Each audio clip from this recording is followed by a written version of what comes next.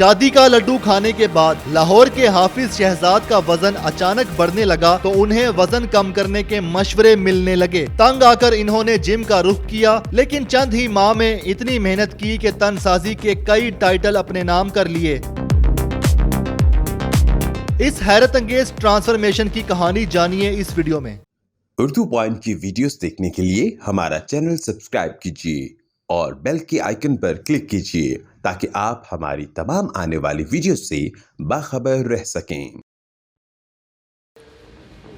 अस्सलाम वालेकुम, उर्दू पॉइंट में खुशामदीद। मैं हूं आपका मेज़बान उस्मान भट्ट। नाज़रीन, आज आपकी मुलाकात एक ऐसे बॉडी बिल्डर से करवाने जा रहे हैं जिनका शादी के बाद वज़न बढ़ा और अपना वज़न कम करने के लिए जिम में आए, लेकिन जिम में आने के बाद इनको ऐसा शौक चढ़ा, ये तनसाजी की तरफ चल पड़े और अब तक तनसाजी में कई तरह के टाइटल्स ये जीत चुके हैं, जिनमें मिस्टर लाहौर, मिस्टर पंजाब का टाइटल भी शामिल है और मिस्टर साहिवाल में भी जीत चुके हैं। इनसे जानते हैं कि शादी के बाद इनके साथ ऐसा क्या हुआ और इनका वज़न बढ़ा और फिर ये जिम में आए, और अगर शादी अब तक ना हुई होती तो क्या ये अब तक इतने टाइटल ले चुके होते। इनसे जानते हैं। बॉडी बिल्डर हाफिज शहजाद साहब इस वक्त हमारे साथ मौजूद है। अस्सलाम वालेकुम। वालेकुम सलाम। हाफिज साहब, ये बताएं कि शादी के कितने अरसे बाद आपका वज़न बढ़ा और आपने ऐसा क्या किया कि आपका वज़न बढ़ना शुरू हो गया? किया तो कुछ नहीं, शादी के बाद ऑब्वियस है कि आप कंफर्ट जोन में चले जाते हैं और आपका डाइट और हर चीज़ ऑब्वियस है कि एक लिमिट से आउट हो जाता है कि आप डाइट प्रॉपर नहीं कर रहे होते, आपका स्लीपिंग टाइम थोड़ा डिस्टर्ब हो जाता है और ऑब्वियस है कि आपका जो सोशल सर्कल है वो बहुत बढ़ जाता है। तो आप बेसिकली आप अपनी केयर करना उस हिसाब से छोड़ देते हैं, क्योंकि शादी के बाद मोस्टली लोग क्या करते हैं कि बस ठीक है, जो होना था वो हो गया और उसके बाद जो होगा वो देखा जाएगा। शादी से पहले आपकी घर में क्या मसरूफियात थी? कौन कौन से काम जो आपको खुद करने पड़ते थे वो अब नहीं करने पड़े थे शादी के बाद?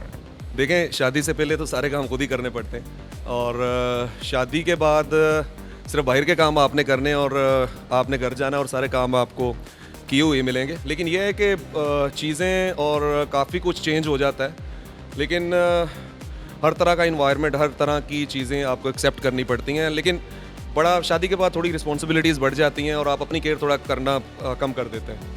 शादी के कितने अरसे बाद आपका वज़न बढ़ना शुरू हो गया? बढ़ते बढ़ते कितना हो गया और कब वो वक्त आया कि आपने सोचा आप जिम चलते हैं, ज़रा वज़न कम हो जाए? शादी के 2 साल बाद 2015 में मेरी शादी हुई। 2016 और 17 स्टार्ट में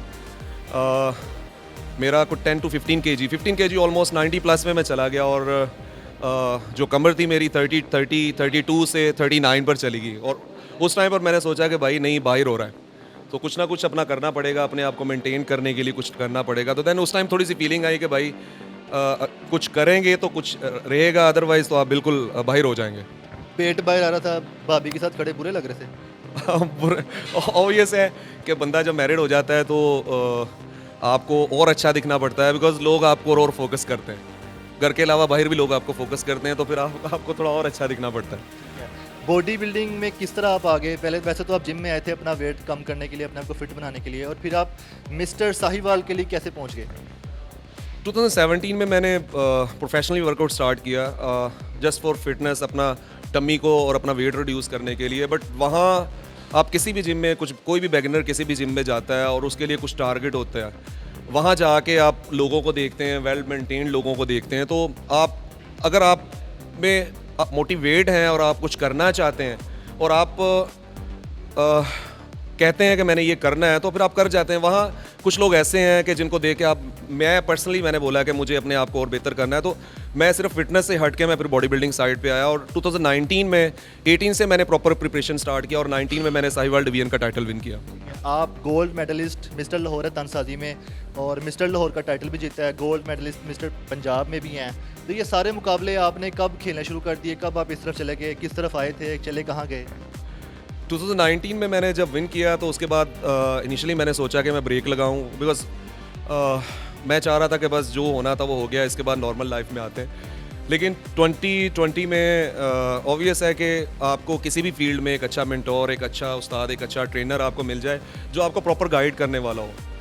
तो एक अच्छा मेंटोर मुझे मिला through social media, Rizwan Khawaja, national champion 2020 Lahore, और उन्होंने मुझे फिर बोला कि नहीं भाई आप करें और आप मुझे विज़िट करें। दैन उसके बाद फिर हमारा स्टार्ट हुआ। 2020 में मैं 75 kg गोल्ड हुआ उनके साथ, 2021 में पंजाब गोल्ड हुआ और फिर उन्हीं के साथ 2022 में मैं मिस्टर लाहौर हुआ। आपका मानना है कि स्टेरॉइड्स बहुत ज़रूरी हैं बॉडी बिल्डर बनने के लिए, और अब मेरा ख्याल है पाकिस्तान के पहले ऐसे बॉडी बिल्डर हैं जो धड़ल्ले से कहते हैं कि स्टीरॉयड खाओ, सारी दुनिया खाती है और खाते रहो खाते रहो खाते रहो। क्यों कहते हैं? देखें, लॉयल होके बोलता हूँ, मैं हमेशा बोलता हूँ, और ये कि स्टीरॉयड बॉडी बिल्डिंग से लिंक है और इसमें कुछ गलत नहीं है। बॉडी बिल्डर विदाउट स्टीरॉयड नहीं बनता। एक छोटे से कंपटीशन के लिए, compete करने के लिए भी, स्टेज पे आने के लिए भी आपको स्टीरॉयड लेने पड़ते हैं। हाँ, स्टीरॉयड्स की टाइप क्या है, बॉडी की रिक्वायरमेंट क्या है और किस बॉडी को किस तरह के आप स्टीरॉयड चाहिए, तो जो आपको इंटरनली डैमेज भी ना करें। तो excess intake of protein, excess intake of steroid, हाँ वो डैमेज करते हैं, बट बॉडी बिल्डिंग के साथ स्टीरॉयड लिंक्ड हैं और लिंक्ड हैं, इससे मैं इनकार नहीं करता। इसका मतलब है इतनी जल्दी जो आप मिस्टर लाहौर, मिस्टर पंजाब बन गए हैं, कितने स्टीरॉयड खाएं, कितनी तादाद में खाएं? देखें, स्टीरॉयड खाने से अगर हर बंदा बॉडी बिल्डर बन जाता है तो मैं आपको भी ऑफर करता हूँ, आपको भी स्टीरॉयड देता हूँ, आप भी स्टीरॉयड खाएं और आप ट्रेनिंग करें। आपने अभी कहा है ना कि ये जो ज़रूरी होता है बॉडी बिल्डर बनने के लिए। देखें, आप इनटेक आपका जितना ही स्टीरॉयड और प्रोटीन का होगा, आपको इंटेंस वर्कआउट भी उतना ही करना पड़ेगा। और जब आपने फैमिली भी देखनी है, आपने अपना प्रोफेशनल लाइफ भी देखनी है, फिर आपने इंटेंस वर्कआउट भी करना है और फिर आपका डाइट प्लान भी उसके अकॉर्डिंग सेटल्ड है। हम लोग तो एक्चुअली पूरा एक साल चपाती नहीं खाते। मेरी फैमिली जो है वो ज़ाहिर है देसी लोग हैं और जंक फूड भी खाते हैं, आइसक्रीम भी खाते हैं, शौहर में भी खाते, सारा कुछ मतलब चल रहा होता है। लेकिन एक साल मैं देखता भी नहीं, उनके साथ बैठा होता हूँ और मैं अपनी डाइट वही जो फ़िश है और स्टीम फिश, स्टीम चिकन मैं खा रहा होता हूँ। तो आपको कुछ अचीव करने के लिए स्टीरॉयड और प्रोटीन से आप बॉडी बिल्डर नहीं बनते। आपको कमिटेड होना पड़ता है वर्कआउट के साथ, अपने साथ, डाइट के साथ, देन आप बॉडी बिल्डर बनते हैं। ये बताएं कि अब आपकी डाइट क्या है? जिम में जब आप आते हैं, जिम शुरू करने से पहले, अपने वर्कआउट के स्टार्ट से पहले आप क्या डाइट लेते हैं, स्पेशल जो डाइट होती है, और उसके बाद एंड पर क्या लेते हैं? आपको कितनी वीकनेस फील होती है, कितने घंटे जिम करते हैं? देखिए, डिपेंड करता है। अगर तो आप कंपटीशन की प्रिपरेशन के लिए लास्ट डेज चल रहे हैं, फिर आपका प्री वर्कआउट डिफरेंट है, और नॉर्मल डाइट पे है, ऑफ सीज़न है, फिर आपका प्री जो वर्कआउट है डिफरेंट है। नॉर्मली आपको वर्कआउट से पहले कार्ब्स इनटेक करना पड़ते हैं। कार्ब्स आप स्वीट पोटैटो से भी ले सकते हैं, कार्ब्स आप ब्राउन ब्रेड से भी ले सकते हैं। जिस तरह मैंने अभी पीनट बटर से इनटेक किया, तो आप कुछ भी हेल्दी इनटेक करें जिससे बॉडी थोड़ी सी बूस्ट हो। दैन उसके बाद आपको वर्कआउट करना है, और वर्कआउट के फ़ौरन बाद गुड इनटेक आप करें, उसमें चिकन ले लें, प्रोटीन इनटेक आपको चाहिए फ़िश ले लें, उसके अलावा आप बीफ कीमा ले सकते हैं, कुछ भी ले सकते हैं। मतलब आफ्टर वर्कआउट आपने प्रोटीन इनटेक करना है और बिफोर वर्कआउट आपको गुड कार्ब्स इनटेक करना है। ये बताएं कि आपने जिम तो ज्वाइन की थी अपने आप को फिट रखने के लिए और ताकि आप भाभी के साथ खड़े अच्छे लगें, तो अब आपकी बॉडी माशाल्लाह अच्छी बन चुकी है और अच्छे आपने कंपटीशन भी ले लिए हैं। तो अब ये बताएं कि जो बाहर हैं, बाहर कितनी लड़कियां आप अट्रैक्ट होती हैं जब आप कभी बाहर फील्ड में जाते हैं, मार्केट में जाते हैं, कभी इस तरह जाते हैं इस गेटअप में, तो क्या सिनेरियो होते हैं, लोग देख के क्या रिएक्ट करते हैं? देखिए, सबसे पहले तो आपकी फैमिली इनसिक्योर हो जाती है, और ऑब्वियस है लोग देखते हैं, और बॉडी बिल्डर जो हैं वो अपने आप को मेंटेन लोगों को दिखाने के लिए ही करते हैं। और मुश्किल होता है अपने आप को बचाना, लेकिन ये है कि लोगों ने तो देखना ही है, और स्पेशली जो फीमेल्स हैं वो अट्रैक्ट होती हैं, बिकॉज एक अच्छा बॉडी बिल्डर और एक गुड लुकिंग बंदा जब आपके सामने आता है, मैं अपनी बात नहीं कर रहा, लेकिन ओवरऑल अट्रैक्शन बिल्कुल है, बॉडी बिल्डिंग में अट्रैक्शन है। जस्ट आप अपने आप को रिड्यूस करते हैं, मेंटेन करना और एक अच्छा बिल्ड होना, बिकॉज आपने एक अच्छी ड्रेसिंग के साथ, एक अच्छे मसल के साथ आप जब अपने आप को प्रेजेंट करते हैं तो ऑब्वियसली लोग अट्रैक्ट होते हैं। फिर फैमिली को भी समझाना थोड़ा मुश्किल होता है, बिकॉज सबसे पहले अनसिक्योर वो लोग ही होते हैं। तो लड़कियों को कैसे इग्नोर करते हैं आप?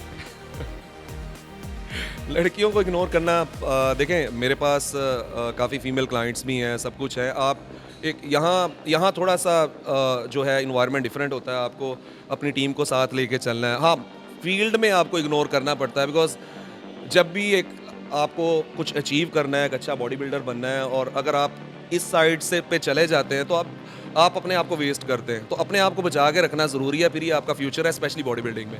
बाय प्रोफेशन आप क्या करते हैं और आपका शेड्यूल क्या होता है? जिम के लिए कितना वक्त निकालते हैं, कब निकालते हैं? बाय प्रोफेशन हम head of finance in sapphire, और बहुत डिफ़िकल्ट जॉब है, 9 to 6, 9 to 7 मेरी जॉब है, और I am moving office to gym straight away. 7 बजे, 7 साढ़े 7 बजे मैं इधर आता हूँ, अपना ट्रेनिंग सेशन, फिर स्टूडेंट्स का ट्रेनिंग सेशन, और देन मुझे 12 बज जाते हैं, 12 साढ़े 12 हो जाते हैं, घर जाते हैं, फिर फैमिली को टाइम देना मुश्किल है। अपना ट्रेनिंग सेशन डिपेंड करता है कि कंपटीशन के डेज़ में 45-50 मिनट्स का सेशन होता है। लास्ट डेज जो हमारे चल रहे होते हैं, हमें ट्वाइस अ डे सेशन करना पड़ता है, once a morning and once in evening. So challenging ज़रूर है, बट इम्पॉसिबल नहीं है। क्या इन द लास्ट ये बता दें कि आप जिम में आते हैं, क्योंकि आपने इतने सारे टाइटल तो ले लिए हुए हैं, तो आप किसकी तैयारी कर रहे हैं? तैयारी अभी यही है कि पाकिस्तान को रिप्रेजेंट करना है। अक्टूबर नवंबर में, डेट अभी अनाउंस नहीं हुई, मे बी इन अक्टूबर और नवंबर दुबई मसल शो आ रहा है दुबई में, तो उसके लिए इंशाल्लाह पाकिस्तान को रिप्रेजेंट करना है। और मुझे मोस्टली बॉडी बिल्डर ये कहते हैं कि हमें पाकिस्तान सपोर्ट नहीं करता, पाकिस्तान की तरफ से इस फील्ड की सपोर्ट नहीं है। हमें सपोर्ट नहीं चाहिए, हमें सिर्फ पाकिस्तान का नाम चाहिए। हम जाएँ, पाकिस्तान का नाम रोशन करें और आएँ, बिकॉज पाकिस्तान ने हमें बहुत कुछ दिया है। तो मुझे सिर्फ दुआएं चाहिए, पाकिस्तान का नाम चाहिए और इंशाल्लाह पाकिस्तान का नाम हम रोशन करके आएंगे।